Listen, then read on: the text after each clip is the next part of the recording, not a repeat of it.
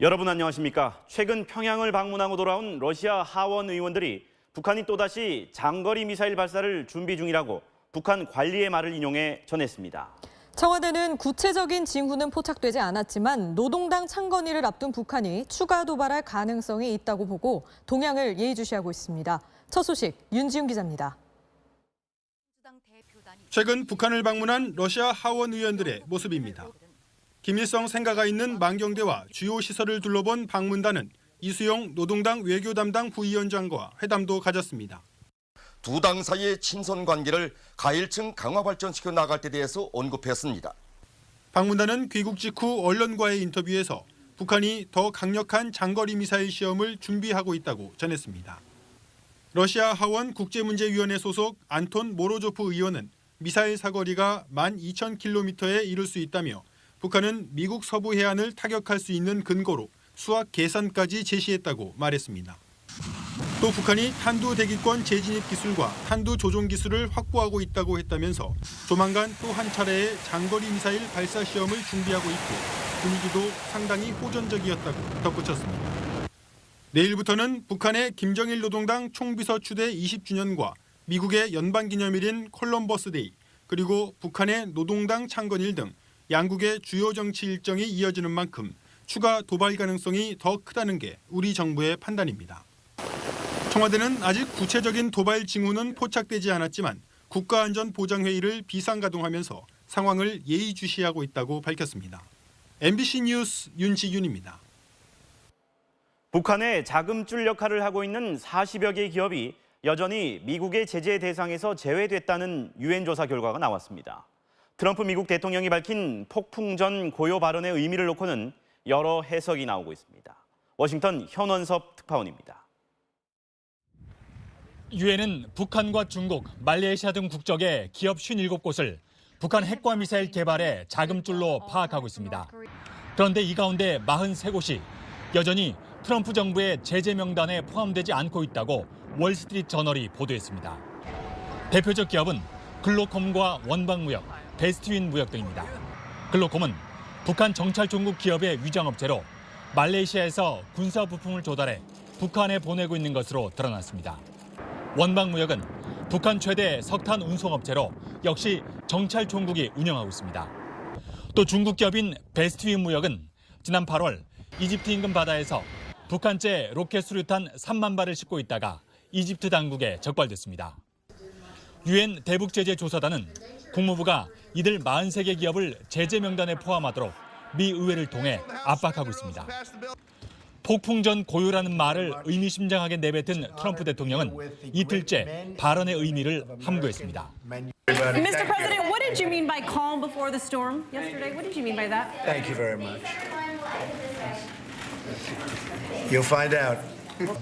수수께끼 같은 이 발언은 트럼프가 매티스 국방장관 등 군 수뇌부를 만나 대북 군사 옵션을 신속히 제공해달라고 지시한 뒤 나온 것이어서 주목받았습니다. We cannot allow this dictatorship to threaten our nation or our allies with unimaginable loss of life. We will do what we must do to prevent them. 미국 언론들은 트럼프의 발언이 북한 문제를 언급한 것일 수도 혹은 이란 핵 협정과 관련된 것일 수도 있다는 엇갈린 해석을 내놓고 있습니다. 워싱턴에서 MBC 뉴스 현원섭입니다. 이딴 도발로 국제사회에서 고립을 자초하고 있는 북한이 안으로는 김정은 우상화에 몰두하고 있습니다. 김정은 명언집이란 걸로 사상교육을 하고 또 이 책을 해외에서까지 번역 출간했습니다. 도쿄 전재호 특파원입니다. 손바닥 크기의 빨간 책, 김정은 명언집입니다. 지난해 일본어로 번역 출간된 하나에 500엔짜리 책을 들춰봤습니다. 계란에도 사상을 담으면 바위도 깰 수 있다고 적혀 있습니다. 인천 아시안게임에서 금메달을 땄던 선수가 김정은의 말이라고 언급했던 그 문장입니다.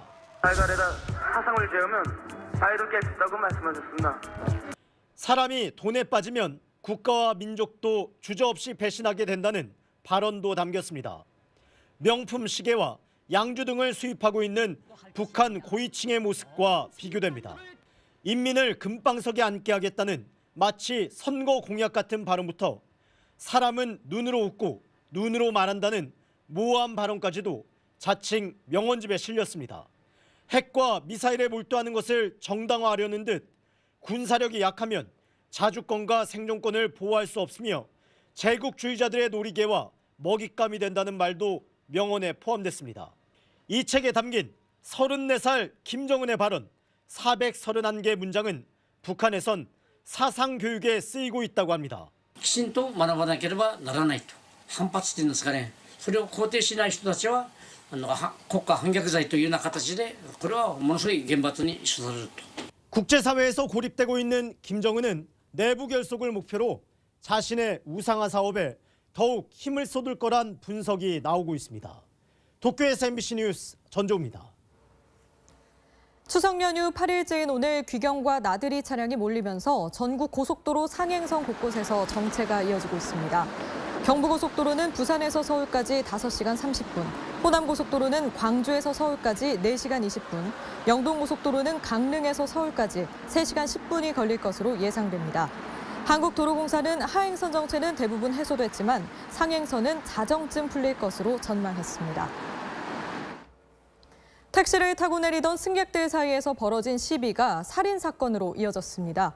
서울 외곽 순환고속도로에선 차량 추돌로 화재가 발생하기도 했는데요. 사건 사고 소식 전기영 기자입니다. 승용차 앞부분이 형체를 알아볼 수 없을 정도로 까맣게 탔습니다. 오늘 오전 9시 50분쯤 서울 외곽 순환고속도로 강일나들목 부근에서 60살 조모 씨가 몰던 승용차가 앞서가던 SUV를 들이받았습니다. 인명피해는 없었지만 도시의 차량에 불이 붙어 일대 교통이 3시간 넘게 정체됐습니다.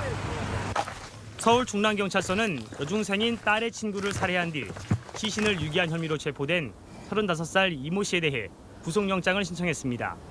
이 씨는 지난달 딸의 친구인 중학생 14살 A양을 살해한 뒤 시신을 강원도 영월에 야산해버린 혐의로 지난 5일 서울 도봉구의 한 다세대 주택에서 붙잡혔습니다. 이 씨와 딸은 치아에 종양이 자라는 희귀 질환을 알아 언론에 여러 차례 소개됐었는데 검거 당시 부녀 모두 수면제를 과다 복용한 상태였습니다. 어제 새벽 1시 15분쯤 서울 중랑구 중화동에서 택시에서 내리던 남성 2명이 택시를 타려던 38살 오모 씨를 때려 숨지게 했습니다.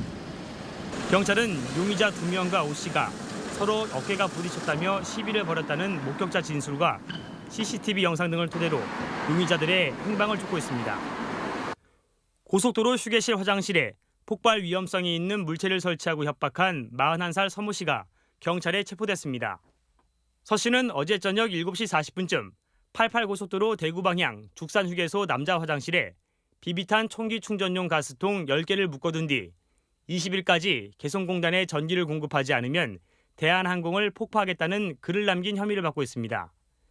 경찰 조사 결과 서 씨는 과거 광주 지하철에서도 모의 총포로 비슷한 협박을 했던 것으로 드러났습니다. MBC 뉴스 전기영입니다. 만성 적자에 시달렸던 지방공항이 기지개를 켜고 있습니다.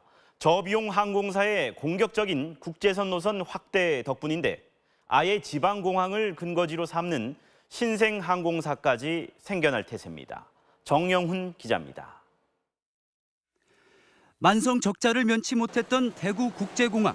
개항 이후 56년 만인 지난해 처음 11억 원의 흑자를 냈습니다. 지난해 대구공항 이용객 수는 지난 2014년보다 60% 넘게 증가해 300만 명 돌파를 바라보고 있습니다. 이는 이곳을 거점으로 한 저비용 항공사 LCC가 노선 확장에 나섰기 때문입니다. 지난 2014년 3개에 그쳤던 대구공항 국제선 노선은 3년 새 15개 노선으로 대폭 늘었습니다.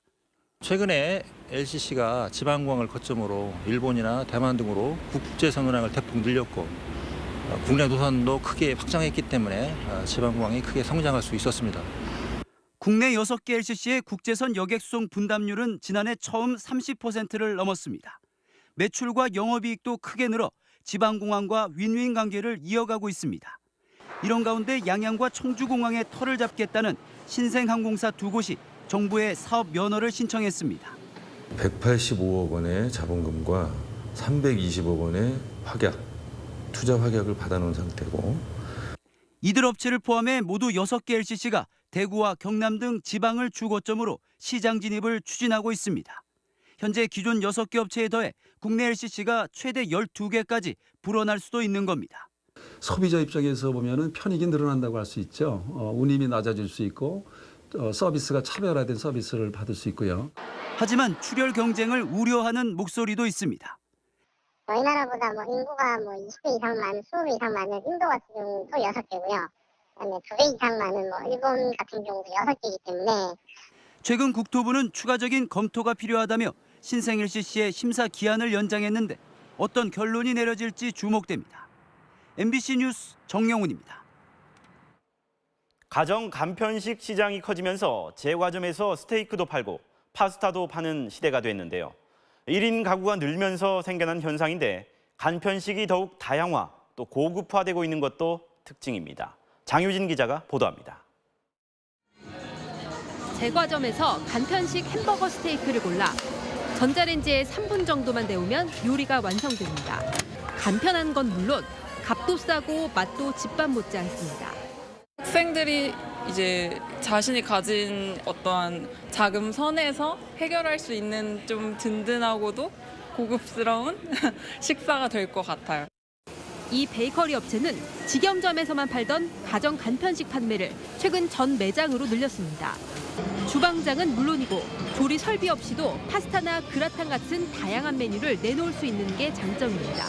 셰프분들이 없어도 수준급의 요리를 아무나 전자레인지에 3분만 돌려서 바로 제공할 수 있다는 점에서 굉장히 가정 간편식 시장은 지난해 2조 3천억 원으로 6년 만에 3배나 성장했는데요. 유통업체들은 다양한 방법으로 가정 간편식 판매에 열을 올리고 있습니다. 한 대형마트는 가정 간편식을 주로 다루는 냉동식품 전문 매장을 도입했고 또 다른 업체는 푸드코트 한켠에서 가정 간편식을 즉석에서 데워 먹을 수 있도록 했습니다. 간편식을 현장에서 구매하셔서 직접 맛보실 수 있는 기회를 마련했습니다. 1인 가구 증가세와 맞물려 가정 간편식의 다양화와 고급화가 이루어지는 추세. 이 시장을 잡으려는 관련 업체들의 경쟁이 치열해지고 있습니다. MBC 뉴스 장유진입니다. 가상현실 게임이 갈수록 진화하고 있습니다. 온도의 변화를 느끼는 것을 넘어 현실과 똑같은 냄새까지 맡을 수 있게 됐습니다. 도쿄에서 강명일 특파원입니다. 최근 열린 도쿄 게임쇼에 선보인 가상현실 게임입니다. 마치 중국 음식점의 주인이 된 것 같은 체험을 할 수 있습니다. 두 손에 센서를 쥐고 팔을 움직이면서 만두를 기름에 튀깁니다. 네,今焼けてます。で今餃子の匂いがしてきました。 만두를 늦게 뒤집으면 새카맣게 만두가 타버립니다. 餃子黒くなってきました。焦げました。焦げ臭い匂いしてきましたね。 이어서 라면 국물을 담고 익힌 국수를 털어 용기에 담기도 합니다. でチャーシュー、海苔、丼。はい、できました。ラーメンの香りしますね。 음식을 너무 늦게 제공하거나 태우면 손님이 화를 내고 가버립니다. 지금까지 나온 가상현실 게임은 차갑고 뜨거운 효과를 주거나 습기를 뿜어주는 체험이 가능했지만 냄새에 대한 체험은 부족했습니다. 기기 아래 부착된 기다란 막대가 게임과 연동해 냄새를 뿜습니다. 가상현실 게임은 롤러코스터나 공포 체험에서 출발해 최근에는 연애나 여행, 관광과 교육까지 다양한 분야로 확대되고 있습니다. 가상현실이나 증강현실과 관련된 세계 시장은 2020년에 90조 원 규모로 성장할 것으로 예상됩니다. 도쿄에서 MBC 뉴스 강명일입니다. 반려동물의 천국인 미국에서도 여전히 수많은 개들이 버려집니다. 때문에 진정으로 동물을 사랑한다면 돈으로 사지 말고 버려진 동물을 입양하라는 캠페인도 벌어지고 있는데요. 보호시설엔 첨단 기술까지 동원되고 있습니다. 로스앤젤레스 이주훈 특파원입니다. 미국 로스앤젤레스 인근의 실리콘비치. 북부 캘리포니아의 실리콘밸리와 어깨를 겨루는 첨단 기업 단지입니다. 깔끔하고 세련된 분위기의 건물 내부 곳곳에 대형 스크린과 모니터들이 걸려 있습니다. 얼핏 첨단 벤처기업처럼 보이는 이곳은 유기동물 보호시설입니다. She's so soft. 이곳 동물들은 LA 지역에서 버림받거나 피치 못할 사정으로 주인을 잃은 뒤 보호받고 있습니다. 철창 대신 쾌적한 공간에서 뛰놀고 벽에는 동물들을 위한 TV 프로그램도 방송됩니다. 곳곳에 설치된 터치스크린에서는 입양을 원하는 보호동물들의 나이와 건강 상태, 성향 등을 살펴볼 수 있습니다. 입양 정보는 네트워크 기능을 통해 주변 친구나 친지들에게 전송할 수도 있습니다. So we touch on here and we learn about Clyde and his bio pops up. He's 4 years old. He's 68 pounds. 먹이주기나 건강관리, 미용에 관한 요령도 바로바로 알려줍니다. Do the dogs ever try to bite you? No. Any tips on cutting their nails? 삭막한 보호소가 쾌적한 첨단 동물원으로 변신한 셈인데 자연스러운 교감을 통해 새 보금자리를 마련해 주자는 게 이 시설의 목적입니다. Where you can observe the animals and play with our interactive digital displays, it's also a pet adoption center. LA시는 유기동물의 입양을 장려하기 위해 안락사를 금지하고 한 가정에서 키울 수 있는 반려동물의 숫자도 상향 조정하기로 했습니다. 로스앤젤레스에서 MBC 뉴스 이주훈입니다.